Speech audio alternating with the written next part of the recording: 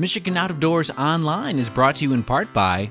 Do you have a hunting invention and don't know where to turn? With over 25 years of experience in the hunting industry, Greg Abbas has helped hundreds of inventors reach their dreams and can help you too. To find out more, visit our website or give us a call today. And by Mr. Muskie Charters, offering full-service guided fishing trips for walleye, muskie, bass, and sturgeon on Lake St. Clair and the Detroit and St. Clair rivers. Booking information is online at mrmuskiecharters.com. Hey everyone, welcome to Michigan Out of Doors. I'm Jenny Olson and we've got an all-new exciting show for you this week. I'll take you out in the turkey woods for the first few days of the season to show you how things went over in my neck of the woods. And Jimmy and Jordan have some other fun in store for us this week too. Well, that's right, Jenny. We are looking forward to that turkey hunt. That looked like a lot of fun. We're also going to have some turkey hunting tips on this week's show from our friend Greg Abbas, who's been a turkey guide for over 30 years. So whether you're just getting into turkey hunting or whether you've been doing it a long time, hopefully be some good tips for it. And we're also going to stop in with the Olivet High School trap shooting team, highlight what they're doing. It's really a cool story about kids and guns in schools, but it's in a real positive note, so we want to bring you that as well. Lots of good stuff on this week's show. You stay tuned. I'm Jimmy Gretzinger. It's time for Michigan Out of Doors.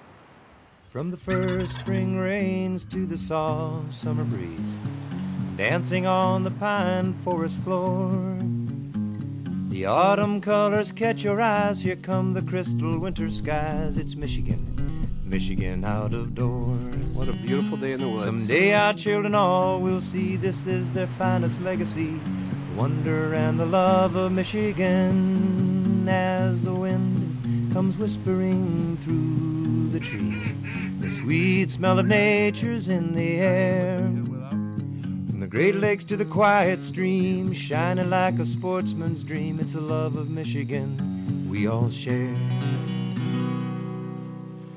Michigan Out of Doors is presented by Country Smokehouse, a sportsman's destination since 1988. Featuring varieties of homemade sausage, jerky, brats, and gourmet entrees. Holiday gift boxes can be assembled in-store or online. Details at countrysmokehouse.com. By Grilla Grills of Holland, Michigan, makers of wood pellet, charcoal grills, and professional pellet smokers. Grilla Grills are designed for ease of use to improve your grilling and smoking skills. More information at grillagrills.com. By AnglerQuest Pontoons, a mid-Michigan company building boats for fishermen by fishermen. AnglerQuest pontoons are designed for comfort and functionality. On the web at anglerquestpontoons.com. Soaking in the rich tradition of Michigan hunting for over 30 years, Vanguard is proud to sponsor our friends at Michigan Out of Doors TV.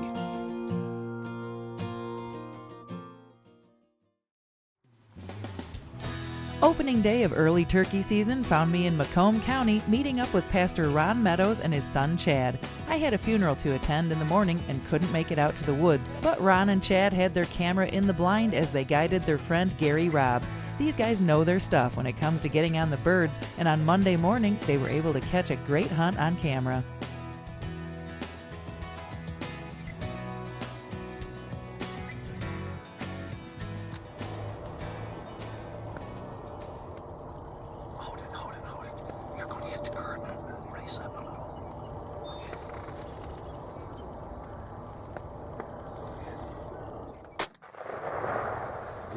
Yep. Yeah.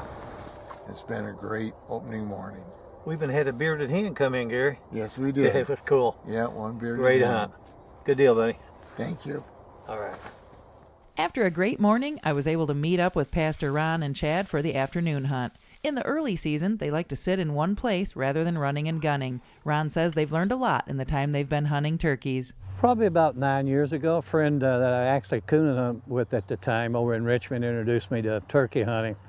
And it's very, very exciting from the very beginning. And I remember the first time we hunted what he called field birds. And since then I've learned that you can use a pop-up blind and go out in the field and you can intercept those birds. At that time we were both sort of learning, and that's how it started.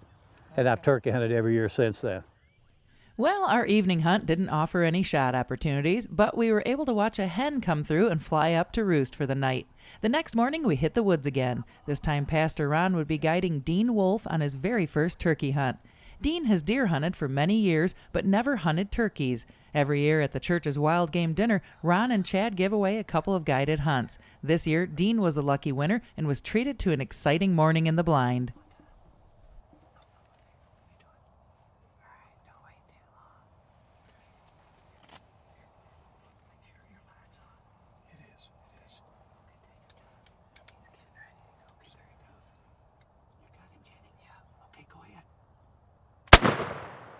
Shoot him, shoot him, shoot.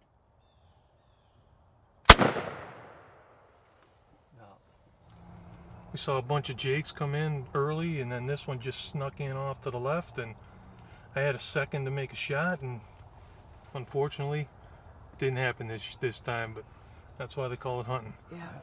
Well, I'm out here with my two ace cameramen and guides and another ace guide. It's the fourth morning of the early season for turkeys out here, and we're on Jeff Hines' property, a good friend of the show, but still pretty early, so we're going to kind of head back and get a little bit closer, I think, to where they're roosting, see what we can see or hear, and set up.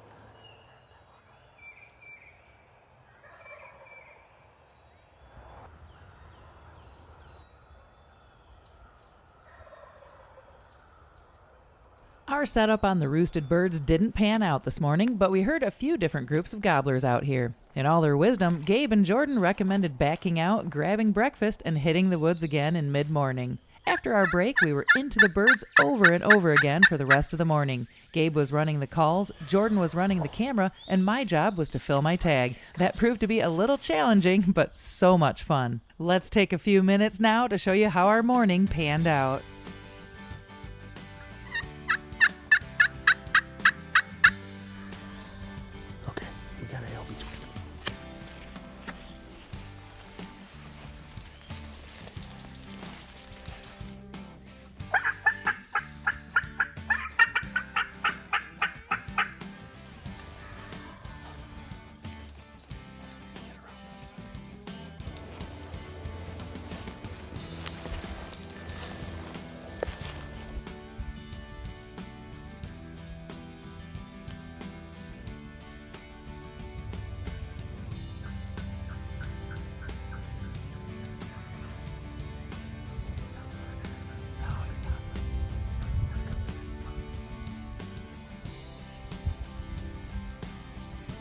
On one of our setups, while we were looking at the bird out in the field, another gobbler snuck into the woods behind us. There was no way we could get turned around. Jordan was able to get a little footage of this guy, but no dice.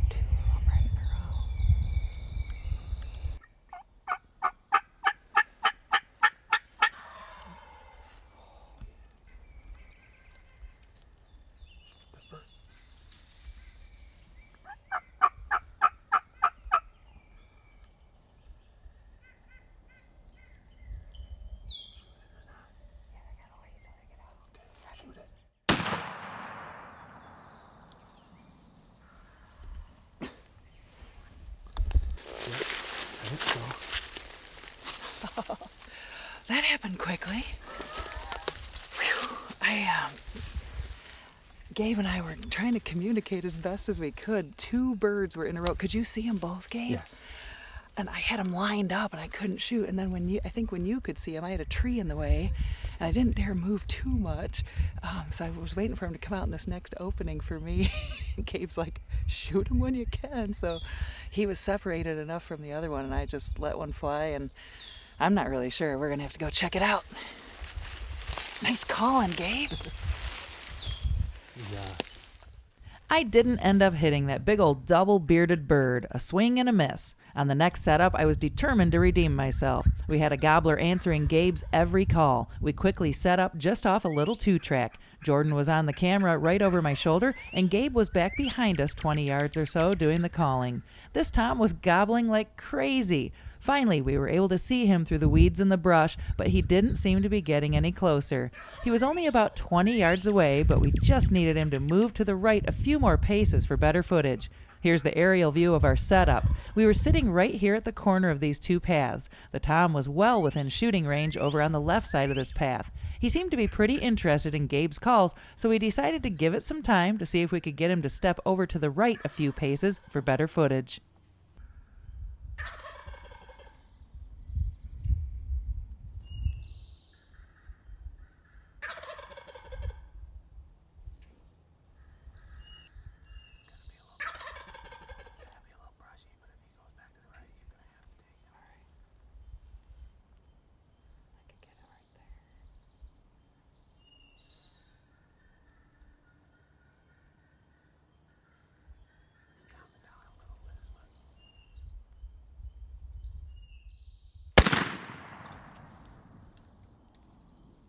Finally, after what seemed like an eternity, we had a bird on the ground, and it was all thanks to Gabe's great calling to get that bird to come just a little closer.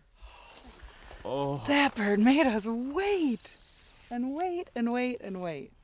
He was right in this trail for 20 minutes at least, within range the whole time he was in range, but this thick brush right on this corner here got us. We couldn't see it. Jordan, I don't know if you were any higher with the camera than my head was, but I could see him when he faced left. It was the only time I could see his head. We could hear him just spitting and drumming.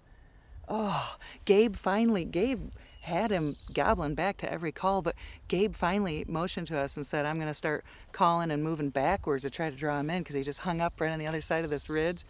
But there he is. Let's go check him out. I got carpal tunnel from calling so much. I was like, come on. I could tell he was like loud. We had birds over here. He's over here. Actually ended up, he's dead. Thanks, Yes. Gabe. All right. Good job. Thanks to both of you. Whew, what a good feeling. It's like 2 o'clock in the afternoon now. We had a crazy fun morning, and it's a gorgeous day too. Oh. I mean, it's about time. A lot of birds here, man. I mean, we were on birds. That is a nice bird. He's big body. Right Whoa, off the you bat. pounded him. Wow. Woo. Oh, look at those hooks. Oh, Nice. I mean, those are nice. Oh, what a fun day. They don't get those big spurs by just walking right out. Nice shooting, Jenny. Thanks. Nice. Nice bird. What a great day in the woods. We were into birds all day long. We had some close calls, a miss, and an exciting end to the hunt. And that's what it's all about here in Michigan's Out of Doors. Well, as you can see, turkey hunting is a ton of fun, but I run into people all the time that have never turkey hunted. So in this next story, we're going to show you some tips on turkey hunting, whether you're just getting started or whether you've been doing it for years and years. Well, hey everybody, we are here. It's the first part of the turkey season. We're with Greg Abbas. Now, you might remember Greg from years and years of outdoor television, been doing turkey hunting seminars for past forever, and selling turkey hunting gear. We wanted to get some tips from Greg just on roost hunting, or finding a roost, the first part of the hunt, the first part of the day, also some decoy placement stuff. Greg, you've been hunting for years. Let's just start off with first thing coming into a spot in the morning or scouting ahead of time. How important is that in finding where those birds are roosting? Scouting is extremely important. You know, during my guiding, I've had high 90% on public land through many years, and it's because we find the roost. Okay. And the important thing is, if a hunter just takes a couple days to just do a little scouting just prior, locate that roost. Get out in the morning before daylight where you found turkey sign before, and just sit down, listen, leave the calls at home. Just enjoy the day. Okay. When it becomes daylight, listen to where these gobbles are coming from, and you're going to hear some over here and some over there. Focus in on the closest one on this day. Here's the important thing. When he hits the ground, what direction is that gobbling activity going? Because they are creatures of habit. They're going to follow the same routine day after day after day. And once he gets out of the way, that gobbling activity goes far out of the way, I'm going to go and look for that roost where I thought I heard the gobbling activity come from. Okay, so you want to try to locate the tree or trees that... If I can, or get darn ridge close. or whatever. Okay. But usually there'll be a backwoods road if you're on public or private. Okay. If not, he will absolutely follow the high ridge if you're way deep. But usually there's a 2-track road in the woods. I guarantee you he's taking it. He's going to go path of least resistance, follow the hens. This is where you say, okay, I found the roost, here's all these droppings, or I know I'm darn close. But there's his tracks right on the road. Get about 100 to 120 yards away from his roost. Okay. And look for a tree that you're going to set up against, or maybe set up your tent blind come time for your hunt. Set it up or build a little blind out of trees and stuff. And come time for your hunt, you're going to have a big advantage. You're already in the direction he's used to going. Okay. He follows that routine 80% of the time. Yeah, I was just going to say, would they typically roost in those same trees every day, every other day, or what's a normal pattern? Every day. Every day. And you're going to find a pile of droppings. And that tells you that not only does he have his favorite tree, he has his favorite branch on that tree. Okay. So when he hits the ground, or even when he's up on the tree, a lot of hunters want to talk too much. They want to call to him. And you just want to do some soft tree yelps. Just let him know there's a hen roosted here. When it comes to decoys, what have you found? What do you typically use, and how do you like to set these up? I like the hen decoys. Okay. You know, the gobbler decoy, you have to understand, is something that's going to challenge him. And not every gobbler in the woods is a fighter. They're all lovers, or want to be lovers. That's true. But they don't always want to fight. That's why some guys, they use the gobbler decoys. A bird comes in, sees that, and they run away. Other times, they'll come in and fight it. It just depends if you're dealing with a dominant tom or subordinate. If you're unsure, use the hens. So hens are pretty much always safe? Safe, very safe. In fact, my strategy, I always use 2 hen decoys. 2 hens, okay. And I like to face them, and this took me 20 plus years to learn. You don't read about it, you don't hear about this. The direction of the decoy matters. Most people just hodgepodge the decoys, any direction. But think of it this way.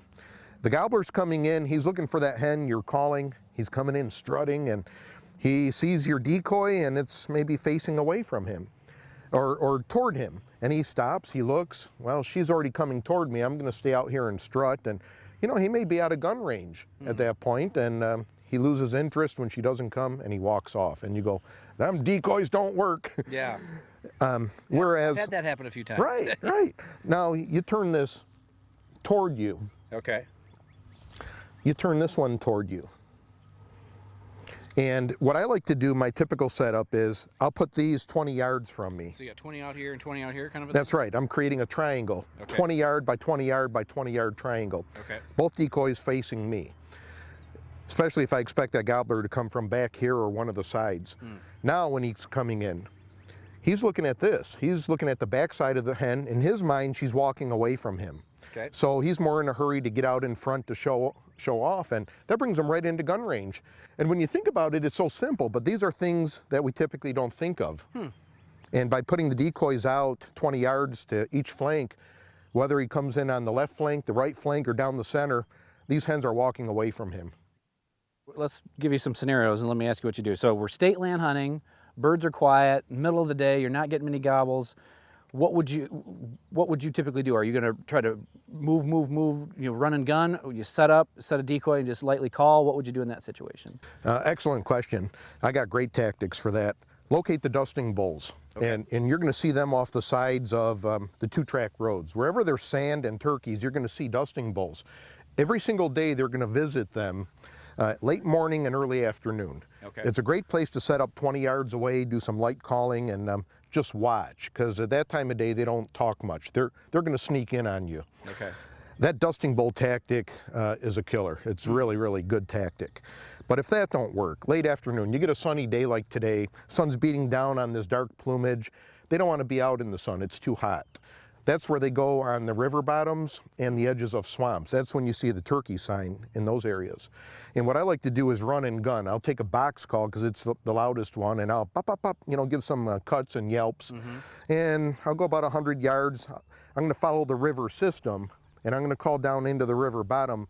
But I'm going to stay about 20 yards off the edge, you know, so they don't look up and see me. Okay. But I'm going to follow the river system, and they're going to be down in them bottoms. And every 100 yards, I'll give out a call. And it's like trolling for fish. You're covering a lot of ground trying to get a strike. In this instance, we're covering a lot of ground trying to get a gobble. Second half of the day, any tips on hunting that time of the day? Definitely, and again, your preseason scouting is going to come into play here, the roost. Now again, you don't want to hunt at the roost, but you want to intercept them working their way back. Okay. And they will start talking again as it becomes later in the day. But you want to be within 100 or 200 yards of that roost. Okay. But you're going to have to scout and see what direction they're coming from. And again, they follow the same routine day after day.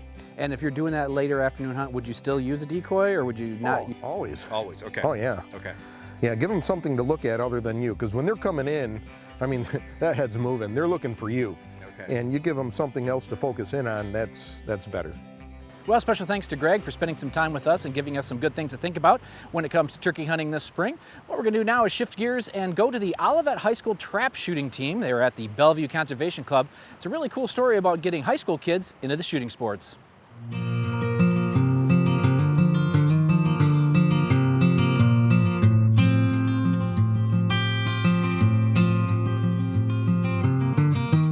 We are always looking for good stories that revolve around the outdoors. So when I heard about what was going on at the Olivet High School, well, I had to make my way down to see what was all happening. Any chance we can promote kids and guns at the same time, we jump at the chance. What we have here today is the opener for our 39 athletes coming from Olivet's trap team, shooting team, high school team. After spring break here, we should have all our athletes here today to start their official practice day. So it's team competition, and then when you get to the state level at the end of the season, this is the spring season, then they'll have a state trap shooting event, which will bring all athletes together. There's conferences, so we'll get pulled in a conference. Last year, there's 22 schools in Michigan, and we ended up 5th in the state out of 22 schools our first season. Jamie was really pretty excited to see the support and the interest this trap team has generated in the area. It was more than I expected, actually. I had people contact me from news media, sponsorship, people wanting to donate money to the team. We just actually got one last week.